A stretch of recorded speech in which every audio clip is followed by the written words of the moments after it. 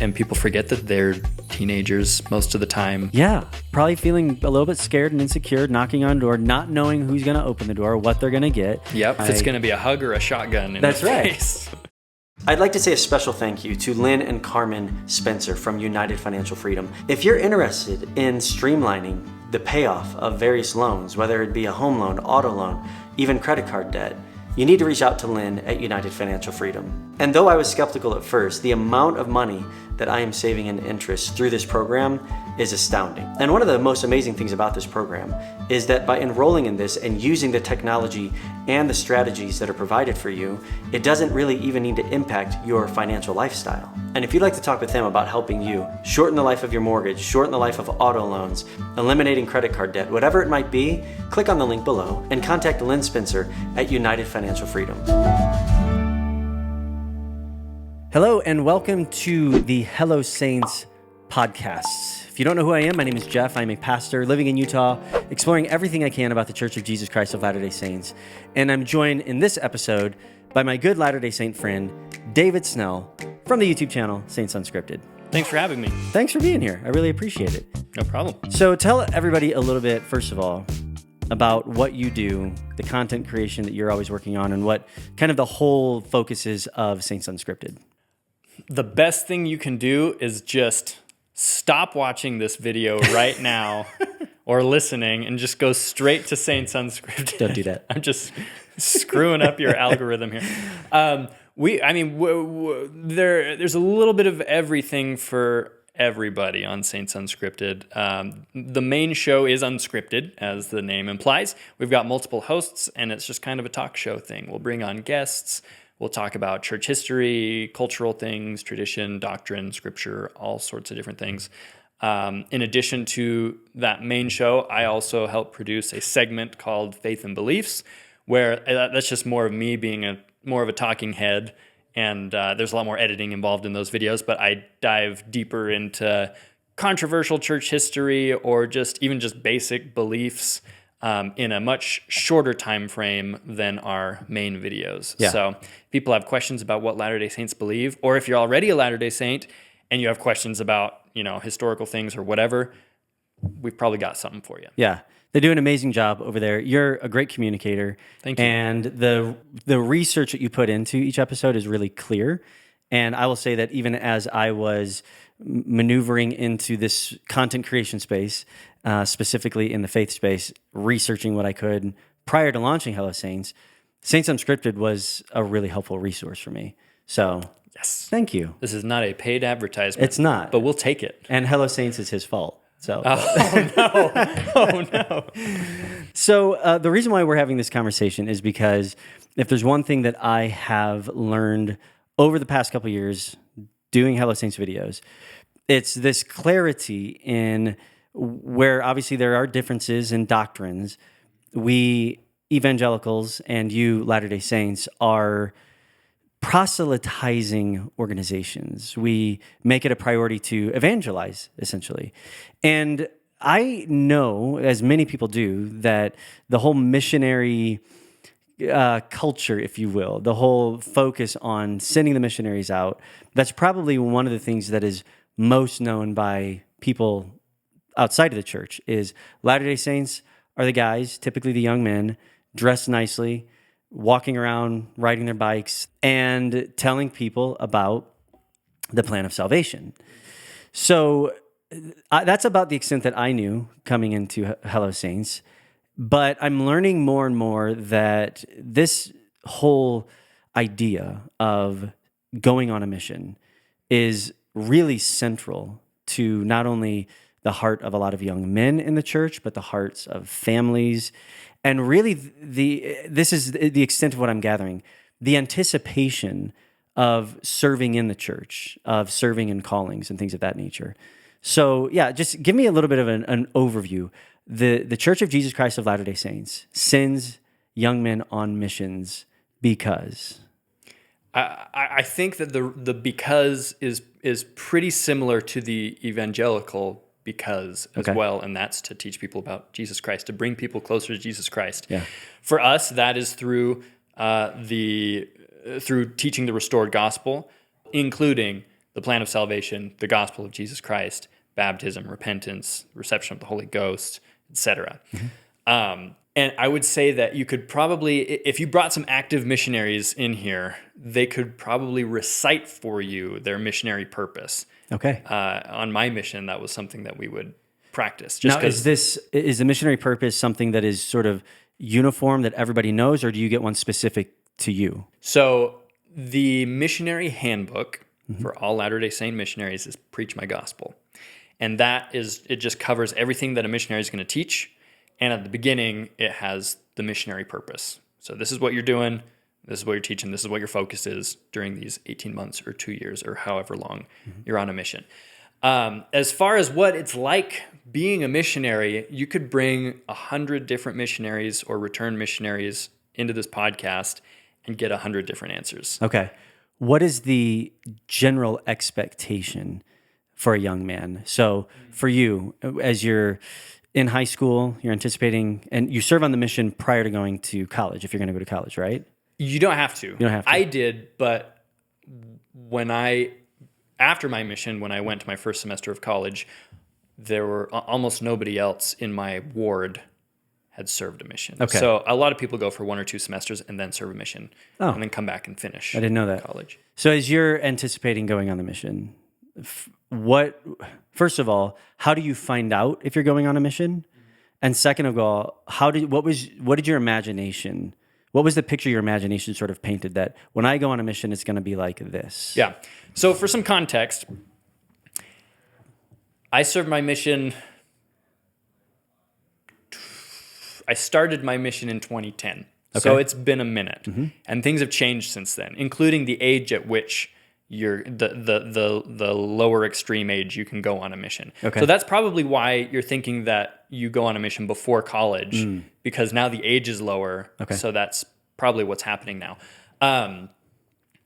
But over time, missions haven't always looked the same. In the early years of the church, it was a lot of married men with families that would go serve missions for 2, 3, 4 years. Yeah. Now that you mentioned that, I read a biography on Brigham Young, and I know he took a couple years stint. I think he might have even done a couple. I don't know, in like England.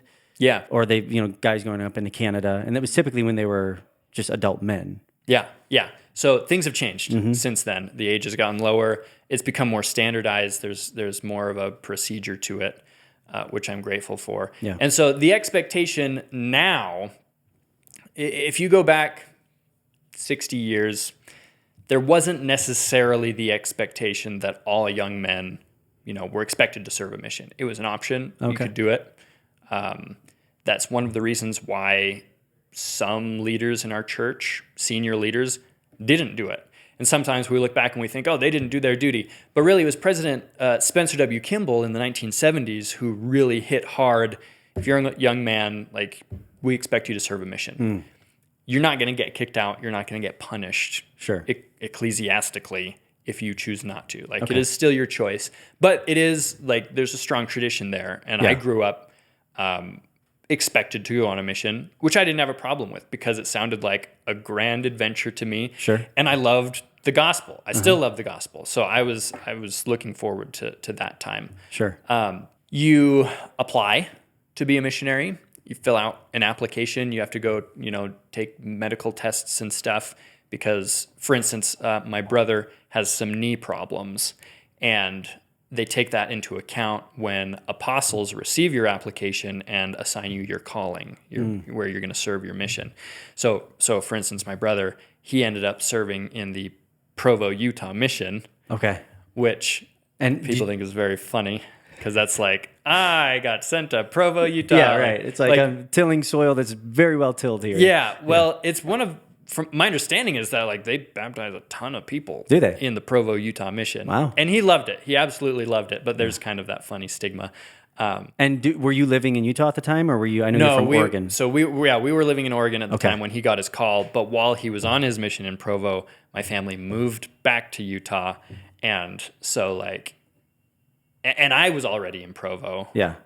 And so we saw him at the 4th of July parade or whatever, and so not got to hug him and stuff. The typical stereotype, which I know has also changed, that young man goes off on his mission. You don't see or hear from him, but over maybe a couple times over a couple years. Yeah. Back in my day, I spoke with my family on Christmas and Mother's Day. Wow.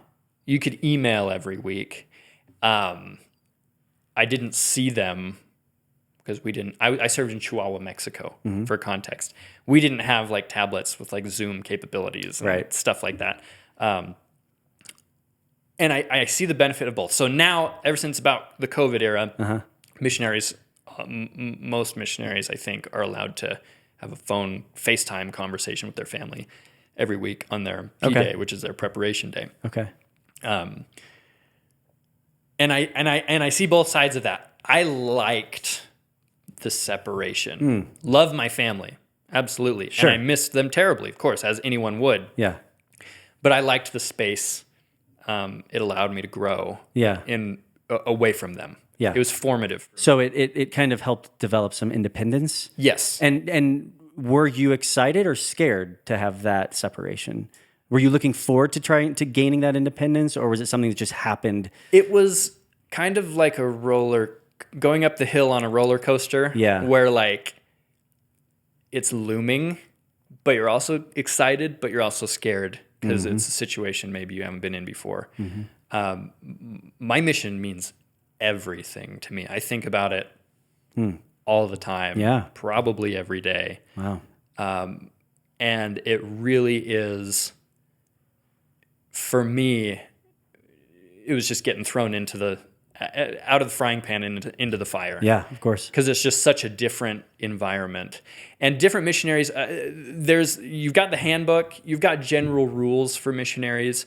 Depending on what mission you're in or what area of the world you're in, your mission leaders can kind of customize the rules to fit the circumstances that you're in. So for me, I was in a pretty harsh environment. And our mission president was fairly strict. Oh, okay.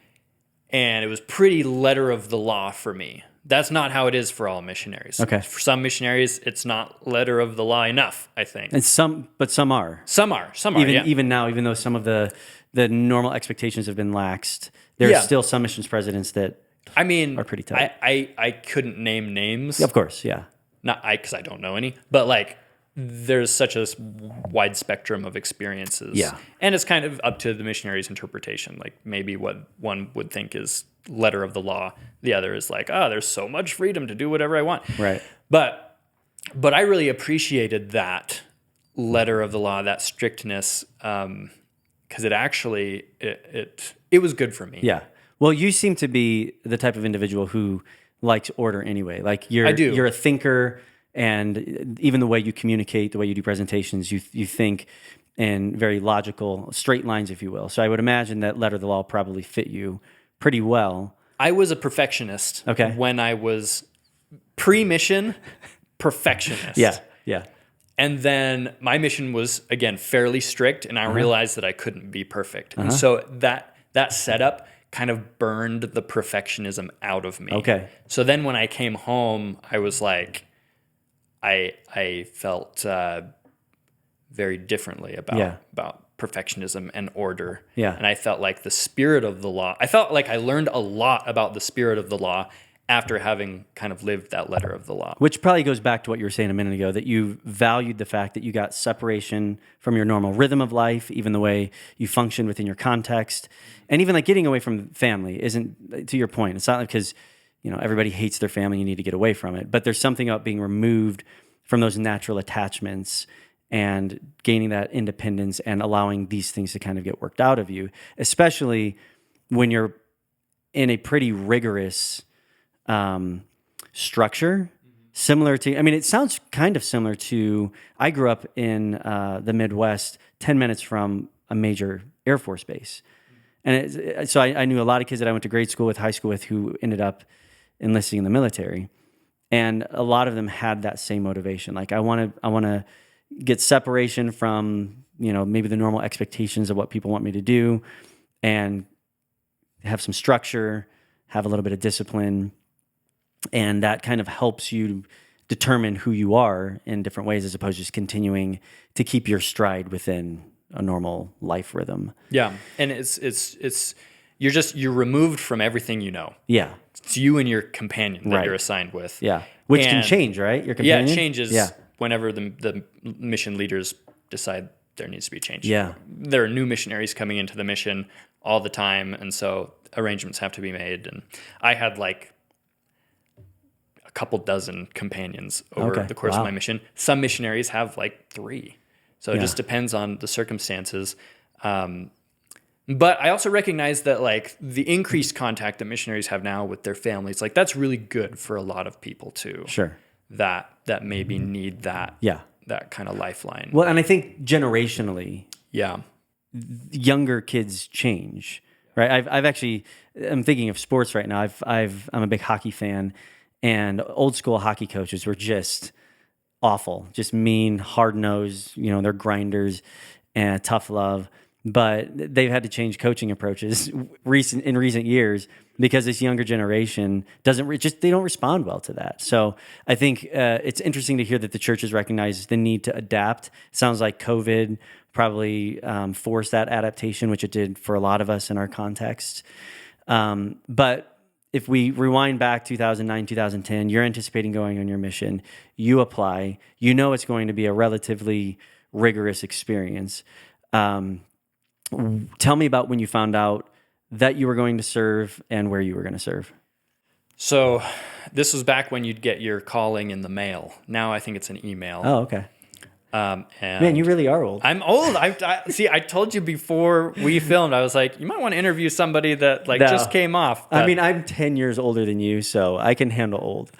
I see a little tremor in your hand. Yeah, a You're little bit. getting there. I got my calling. I opened it up, and it's kind of, this might be more of like a Utah or like Western United States centric thing, but since all my family members are members of the church, you know, you bring them together and you read your calling, and I didn't know how to pronounce the place I went to, which was Chihuahua.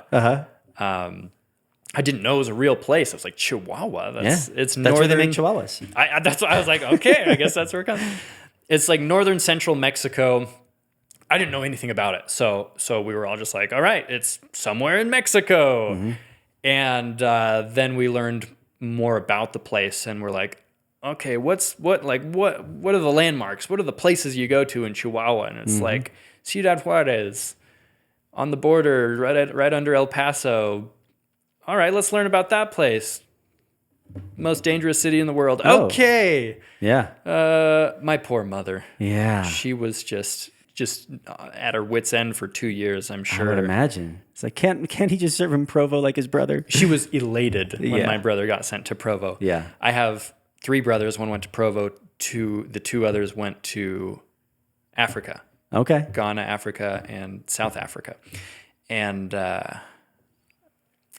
yeah, she was very relieved when my brother went to Provo. But I got my call, and then there's usually a period of a few months before you show up at the MTC, the Missionary Training Center. Mm-hmm. I went to the one in Provo. They also have one in Mexico, and there's one in New Zealand, and a few others around I didn't know the that. world. I thought there was just the one in Provo. They're smaller. Yeah. The Mexico one, I think, is pretty big. Yeah.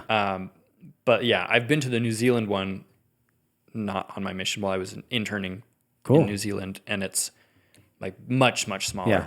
But you report to the MTC, depending on how well you know the language that you're going to be learning, you're there between like 3 and 12 weeks. Really? Yeah. I thought people were at the MTC for like 3 to 6 months. No. Wow. I was at the MTC for just over 3 weeks. Wow. And this is like room and board and everything, right? You lived there for those 3 weeks. Yeah. Okay. And I was only there for that long because they thought I knew Spanish really well. They call you beforehand to kind of test your language abilities, and they just asked me all the same questions that I had memorized answers for throughout my high school Spanish classes. Yeah. So I knew how to answer those questions, didn't know how to really speak Spanish conversationally. So I was in kind of the advanced course, and I was only in the MTC for a few weeks. I loved the MTC. Yeah, I've only heard fond stories coming out of the MTC of people saying, "Man, I really loved my time there. It was really cool." Yeah. it was a fantastic time. At the same time, you also learn that these other missionaries coming in are, 18, 19-year-old kids. Like, they're not trained theologians. Yeah. They're not academics. They're not scholars.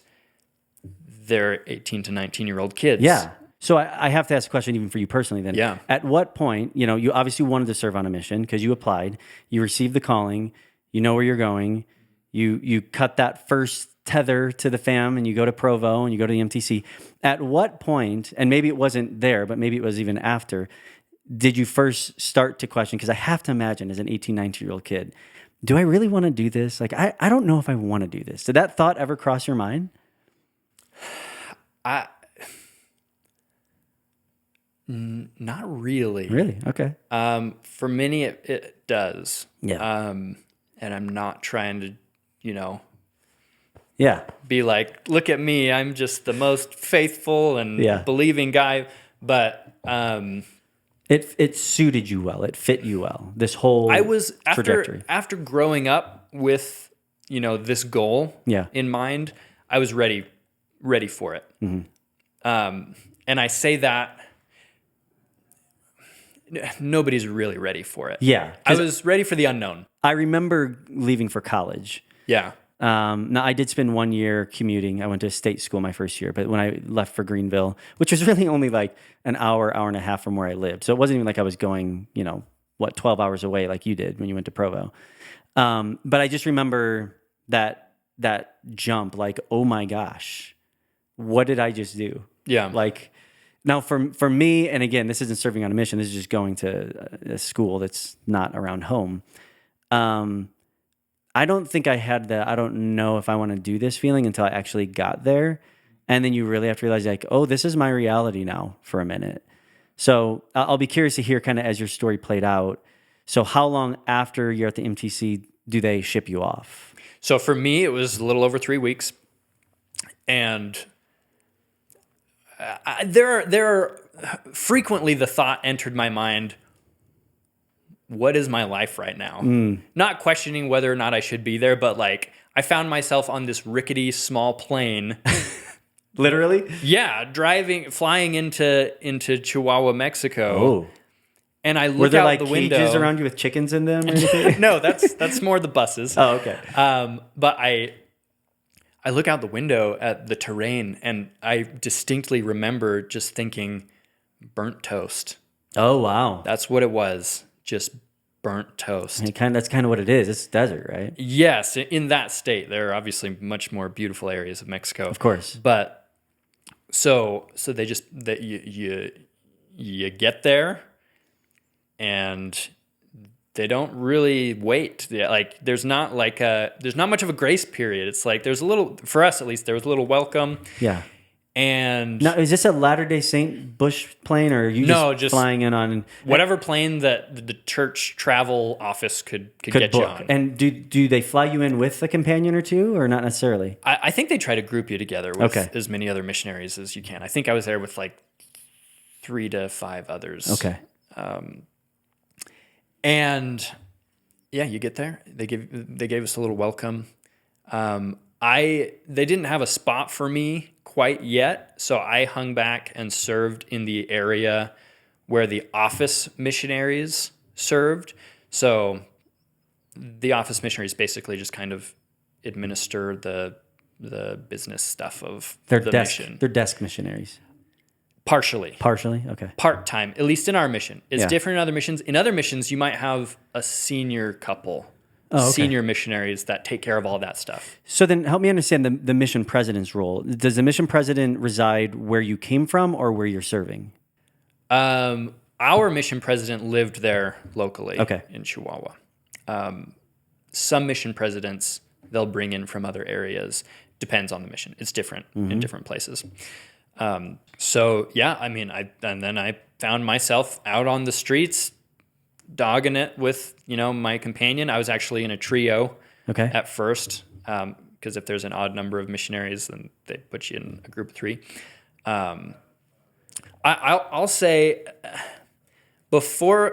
right now I see the classic pre-mission photos of missionaries that are about to go out, and they've got the flag of their mission destination over their shoulders, and they're maybe in front of a temple or something like that, and they look all happy and clean cut and just like ready to go. And like, I don't want to dog on that at all. Like, that's great, but like,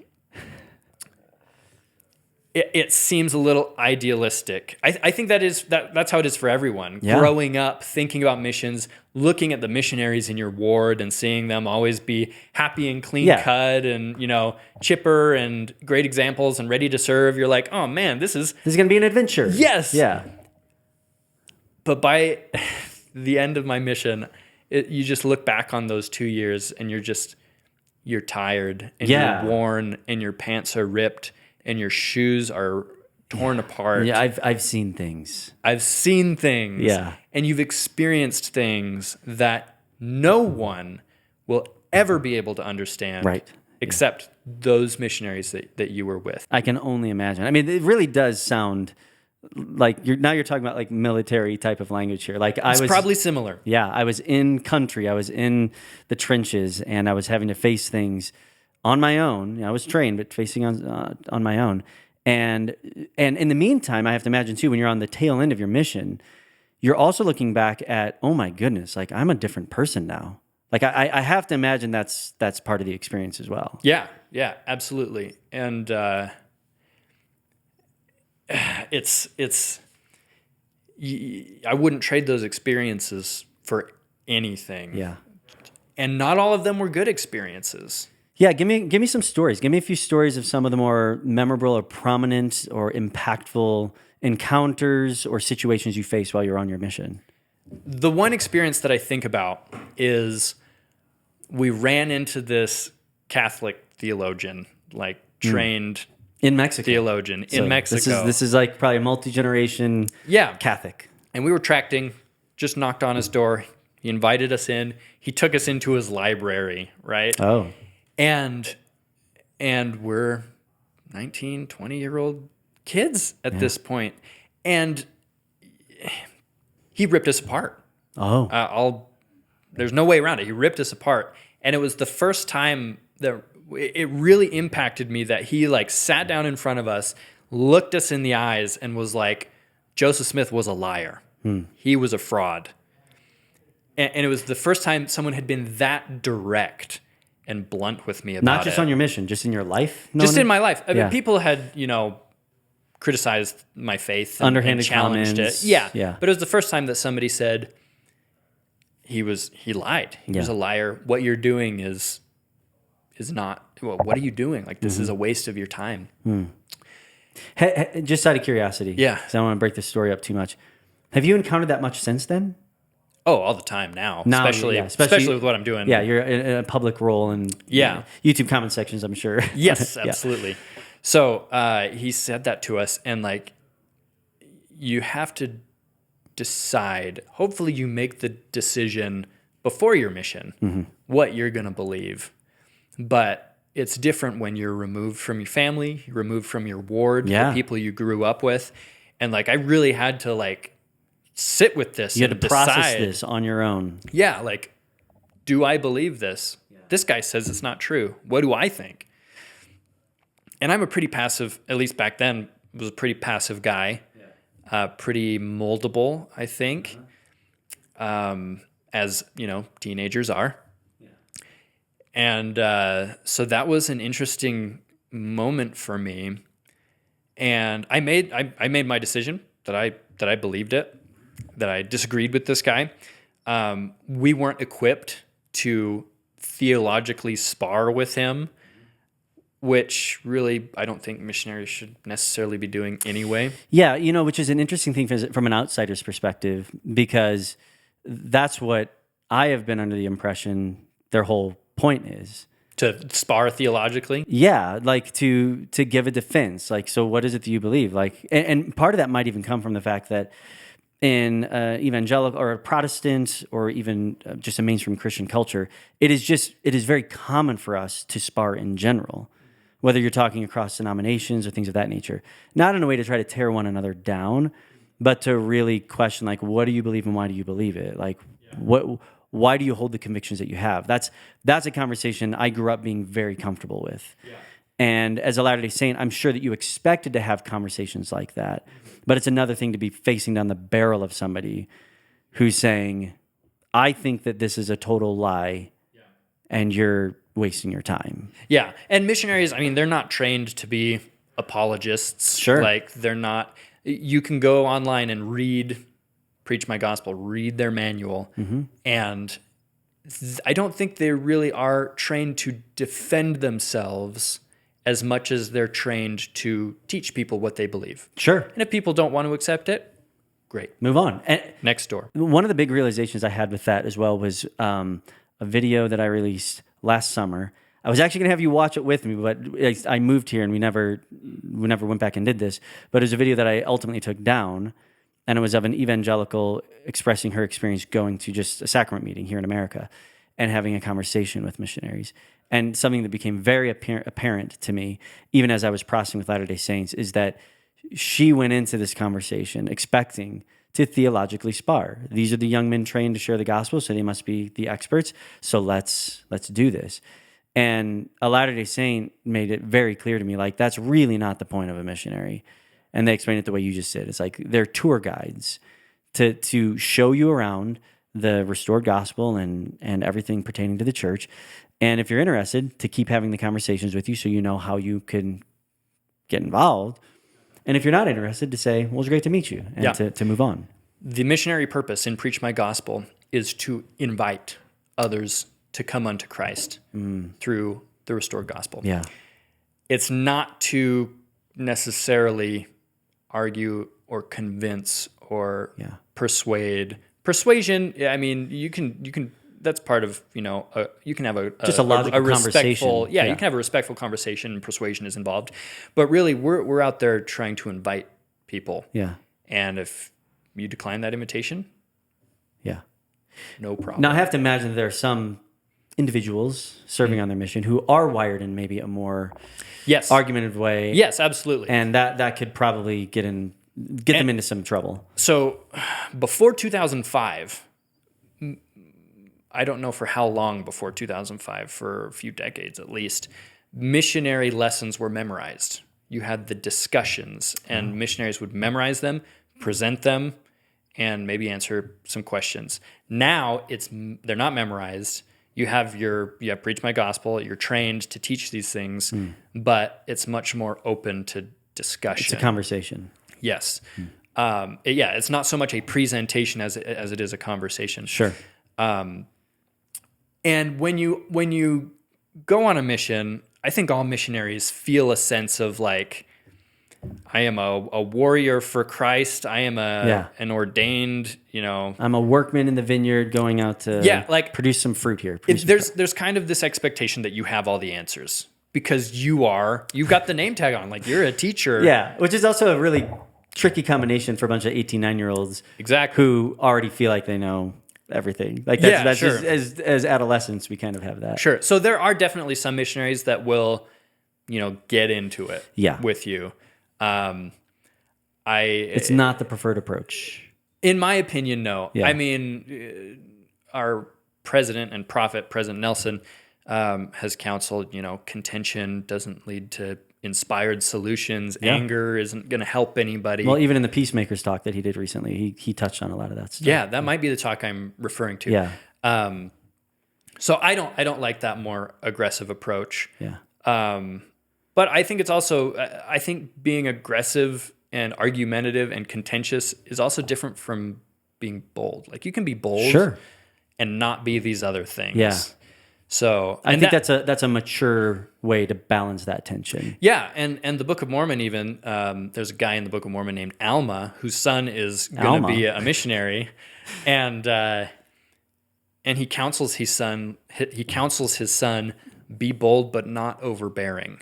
And I love that thought because a lot of people think that being bold means to be kind of forceful and in your face about it, but I think it's different. But anyway, we could talk about that for another couple hours. But to me, it's super relevant though, because this gets really close to the nerve of Hello Saints because As you try to find what's bold and what's overbearing. right, because evangelicals, we do have a reputation at the very least of taking that more abrasive, aggressive approach, and for as evangelicals would say, for good reason. Because we love you, right? we love you, so we're gonna yell at you. And the thing is that technically is probably a minority. It's a vocal minority. Most evangelicals that I know would take a more gracious conversational approach.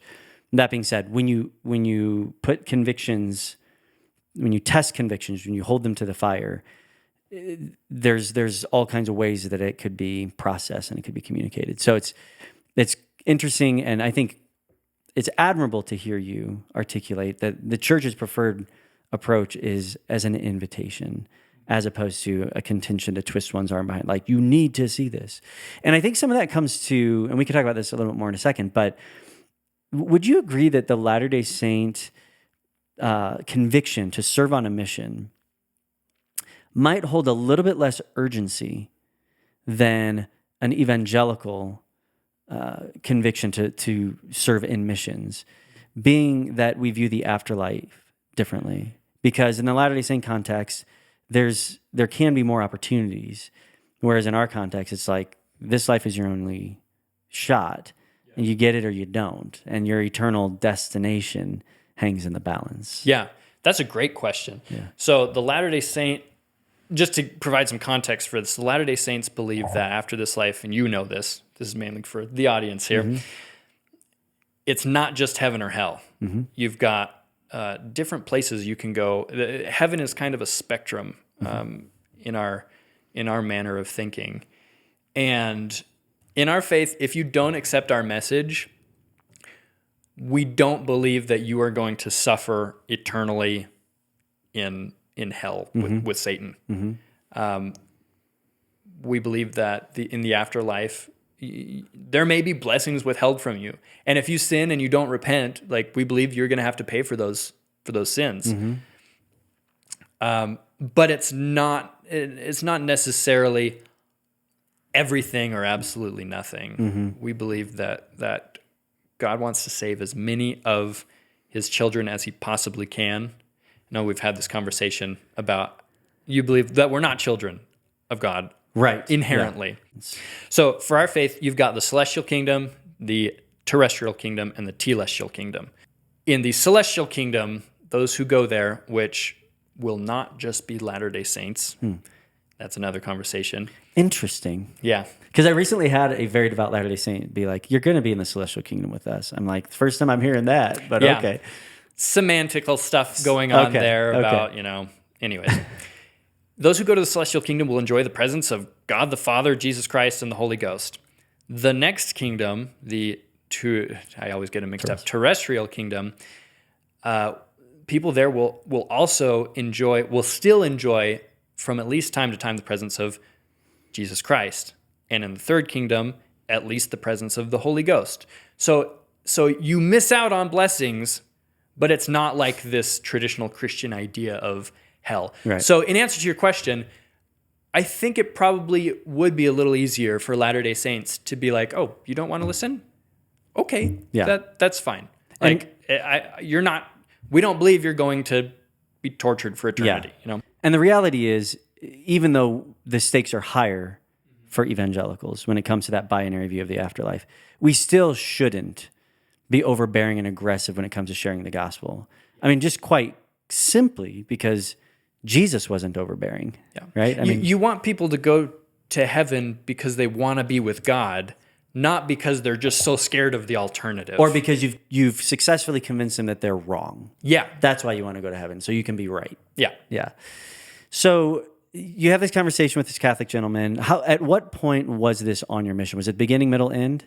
It was beginning. Okay. It was within, I think, like the first 3 months or so. And did that sort of impact, I have to imagine, did that impact you as you went on? It's not the end of the story. No. We ran into him again. Oh, no kidding. Like a week later, we were preaching, contacting people outside of a grocery store, which we got kicked out of the Oh. premises for doing because you're not supposed to do that. But Okay. that was a little bit overbearing, I'll tell you Sure, that. yeah. But he came out of the grocery store as we were outside, and he saw us, and he came over to us, and he apologized. Oh. He said, "I'm sorry for kind of the way I acted towards you." And we had, in our first meeting, offered him a Book of Mormon, and he rejected it. And this time, he accepted it. Oh, wow. He asked if he could have the book, and, Yeah. and we gave it to him. And we never saw him again. I'm sure he didn't convert to the Church of Jesus Christ of Latter-day Saints. As a matter of fact, David, Here I've he gotten is. information. He is one on this. He's on the quorum of the 70 now. Wow.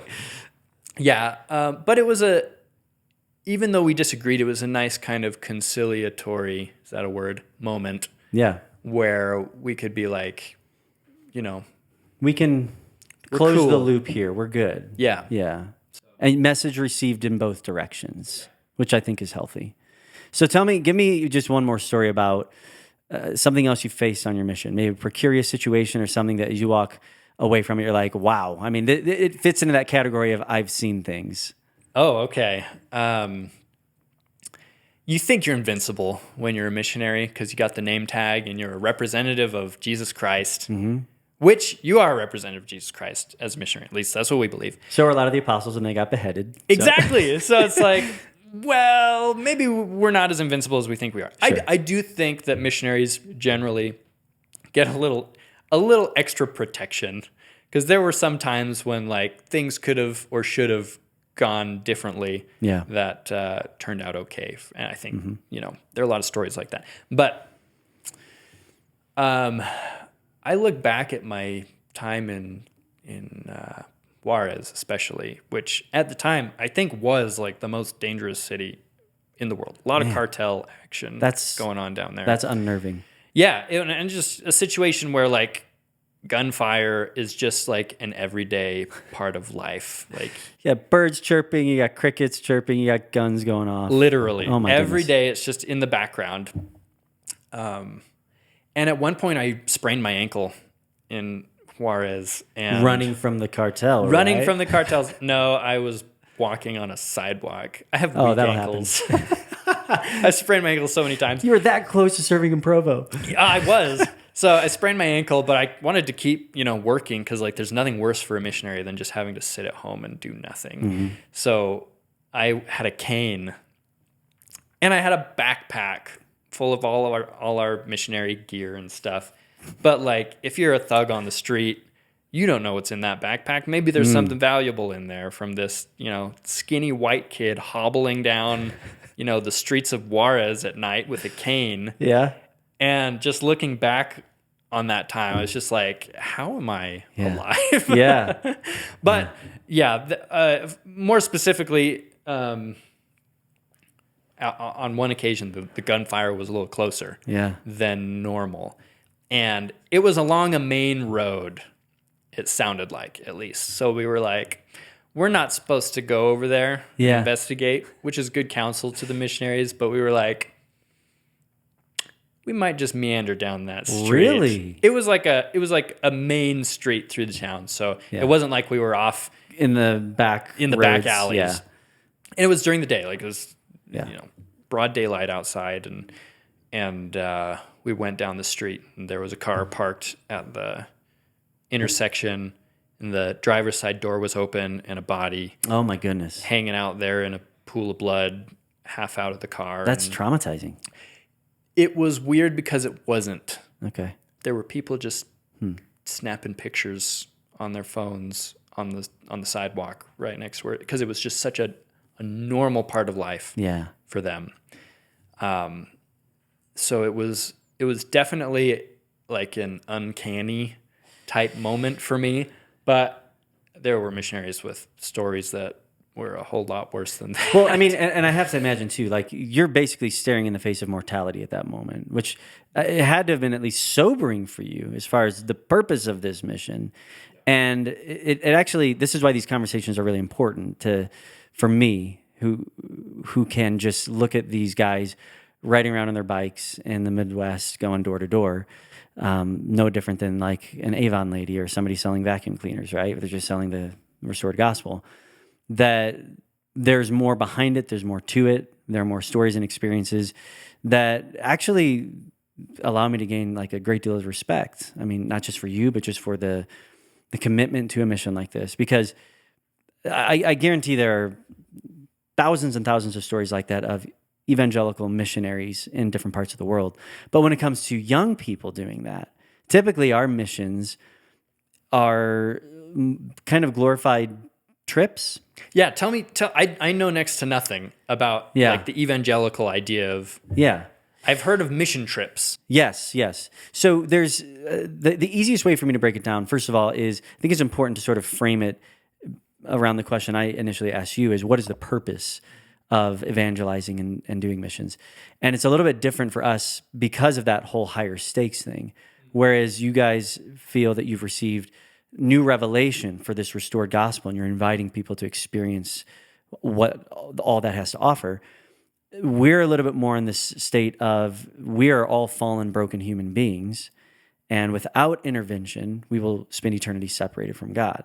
So we're heralds of here's the escape, here is the redemption, here's the salvation or being saved from this state, and that is what we feel to be the grand narrative of all of the scriptures, starting from the fall at Genesis all the way through the Old Testament. The reason Jesus came, which I know a lot of this lines up to a certain extent with the Latter-day Saint belief, though there's some nuances in there. But we put a huge, central, core, foundational, whatever words we can put in there, focus on the Great Commission. And this is Jesus before he ascended in heaven, after he had risen from the dead, where he says, go into all the world, teaching people what I taught, baptizing them in the name of the Father and the Son and the Holy Ghost. Yeah. Same. Yeah. And if you go to any evangelical church and most Protestant churches, the Great Commission rolls off the tongue and is in our paradigm and our framework as clearly as Jesus Christ himself. Like, this is all about being a witness of Christ and the gospel, the good news. So that's the framework, the paradigm that we're working within. It's absent of anything pertaining to a one true church. It's absent from anything pertaining to different degrees of glory or ongoing progression or exaltation, sealing with your family. None of that is involved. This is all about our rightful places, reconciled relationship with God. So we want to share that message. So then when it comes to doing missions trips, that Great Commission idea really is cornerstone. So there's, I would say, two very broad categories of what missions work looks like then. On one hand, it's just getting involved in the opportunity to go on a short-term missions trip. Usually students, high school, college students, even adults do this too. We're going to go to Chihuahua, Mexico, and we're going to build a church. We're going to help a church planter build a church. Or we're going to go to inner city Atlanta and we're going to do a VBS in, a part of the city that's, pretty messy. VBS is Vacation Bible School. Ah. And that's essentially like kids service. So you're inviting children to come, and there's Bible lessons and songs and skits, and probably not anymore, but there were puppets back in the day and all that stuff. You just aged yourself so much. I did. Yeah, Jim Henson was my hero. I did a book report on him. Anyway. So, for example, whenever I was in high school, we did missions trips to Native American reservations in South Dakota. So we would drive up there, we would stay at a Christian college off the reservation, we would drive onto the reservation, then we would walk the streets, we would invite as many children as possible to these daily services we would do, and we would feed them, and we would do songs and Bible lessons and crafts and send them home. And we'd do that for a week.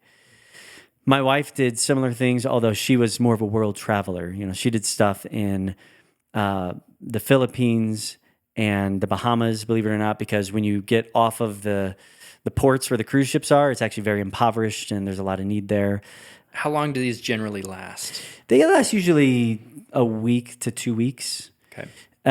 When it comes to adults being involved in stuff like that, they are usually doing something a little bit more service oriented, where they are digging wells, building churches, helping with infrastructure in a part of the world where churches are trying to establish.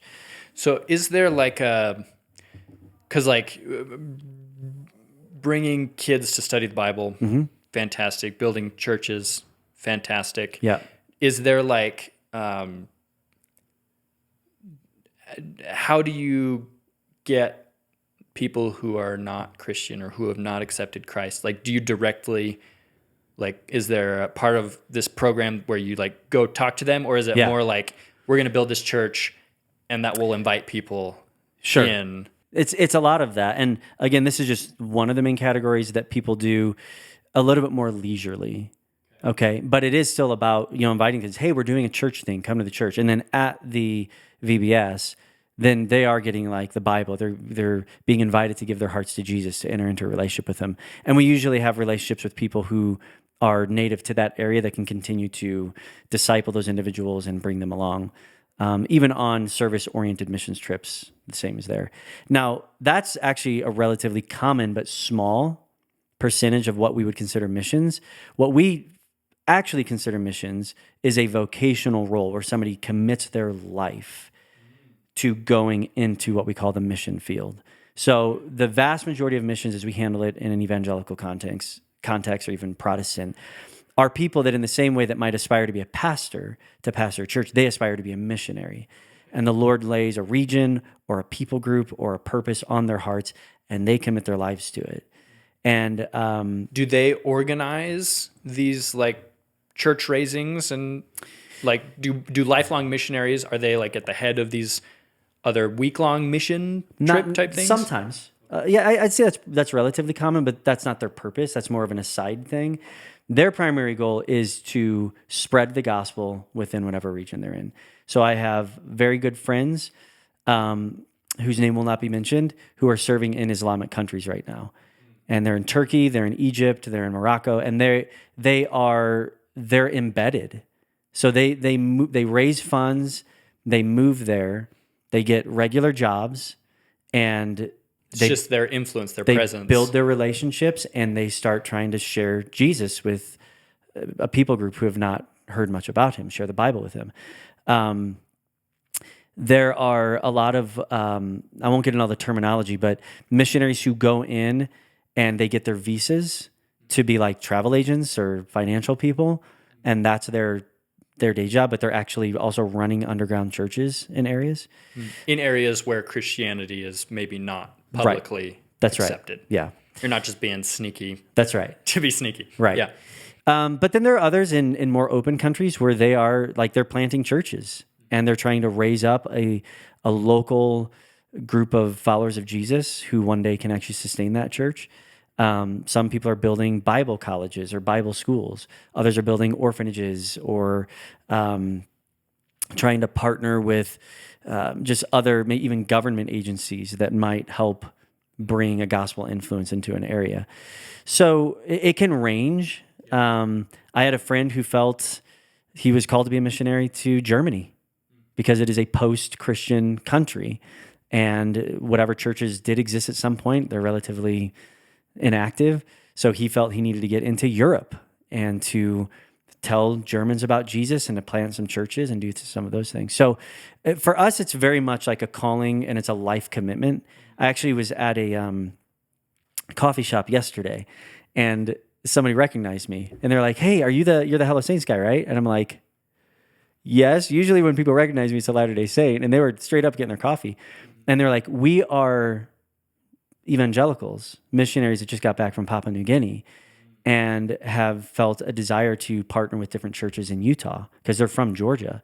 And they're like, "Your channel has been really helpful for us to understand Latter-day Saint belief, history, culture. We really appreciate it." So it was a really cool connection.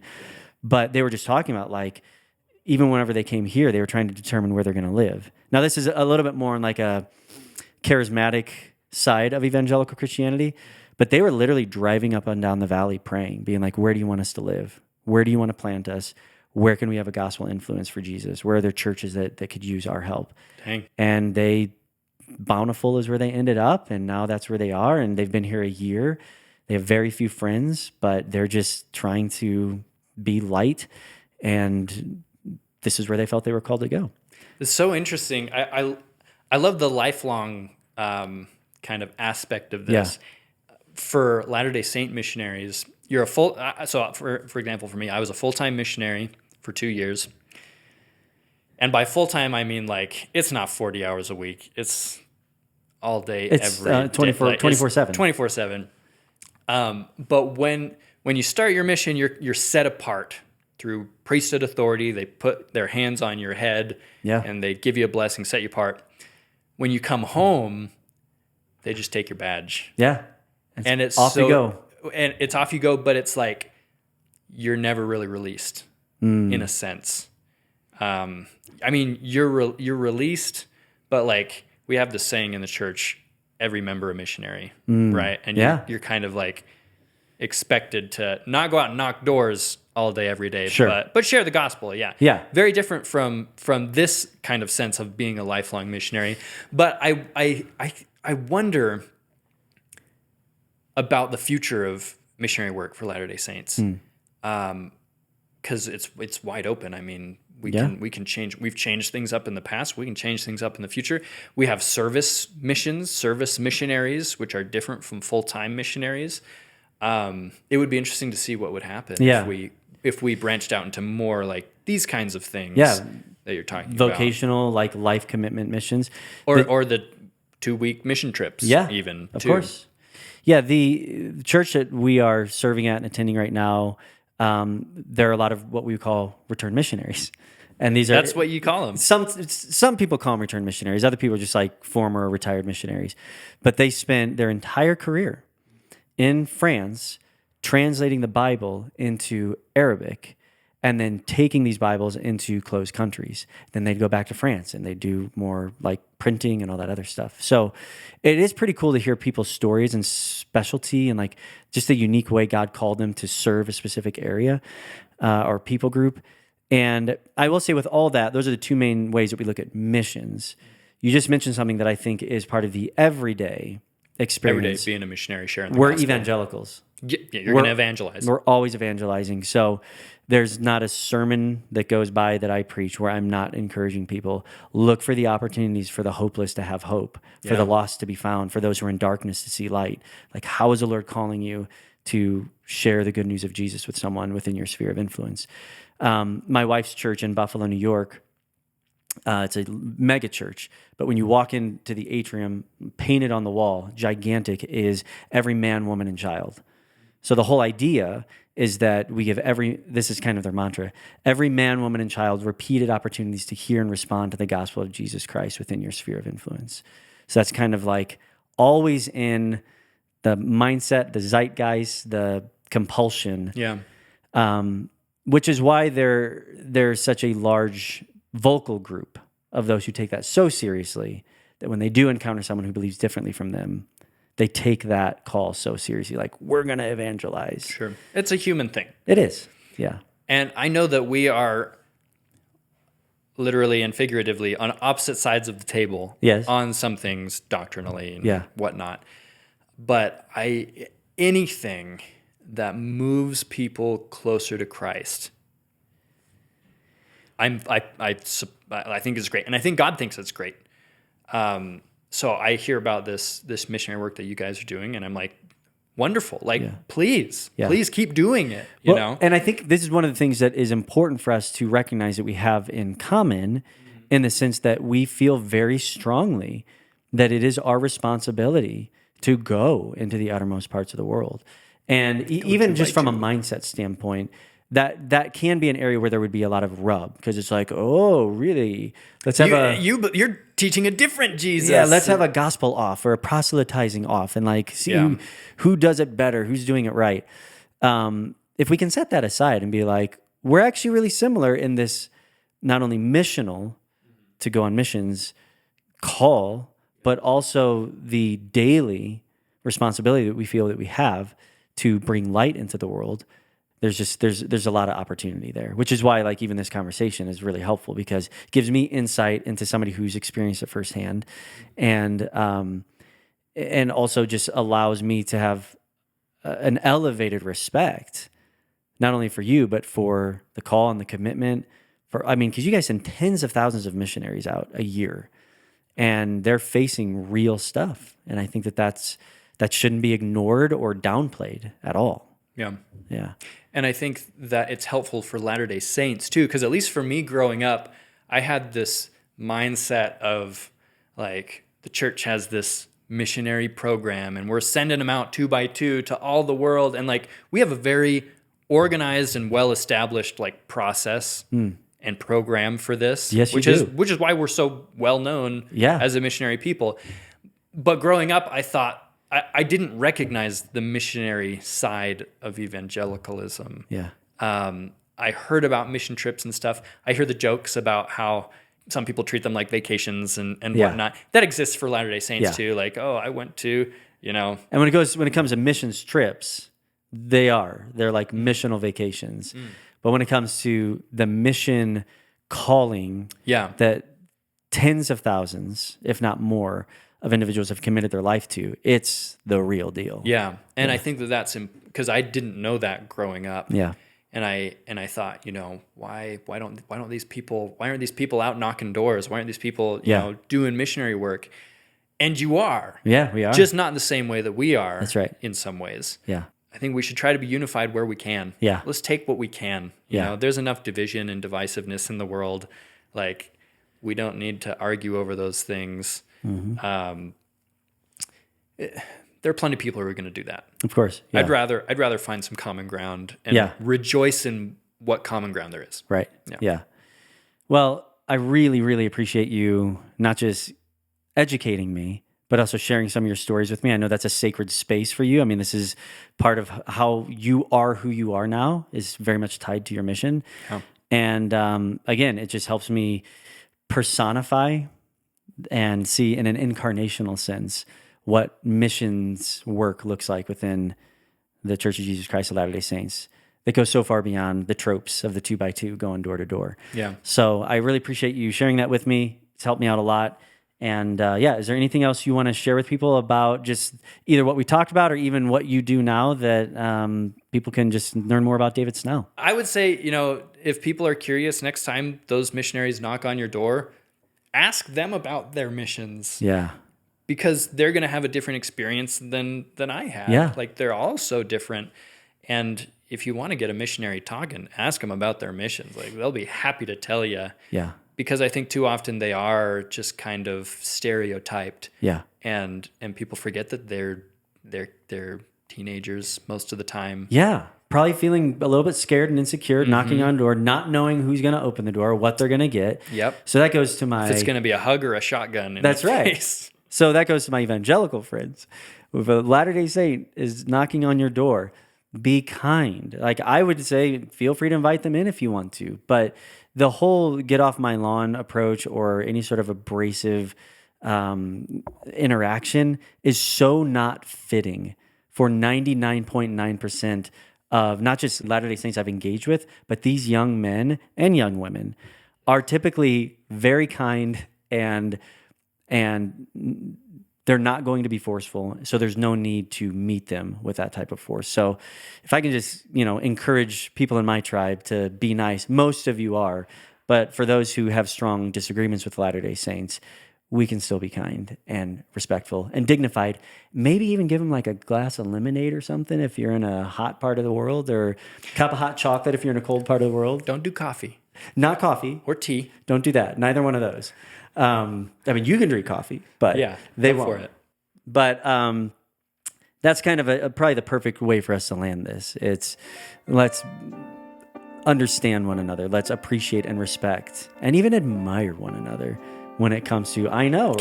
Careful there. We're pushing the line here. So I hope you enjoyed this video. Check out David Snell, Saints Unscripted. All the links are in the description. If you like this video, like it. Subscribe on YouTube if you're watching on YouTube. Follow us on whatever podcasting platform you're listening on. And you can also support me on Patreon if you want, but you don't have to. This isn't a pay to play. So just come back for more videos, come back for more episodes. And until next time, we'll see you later, Saints.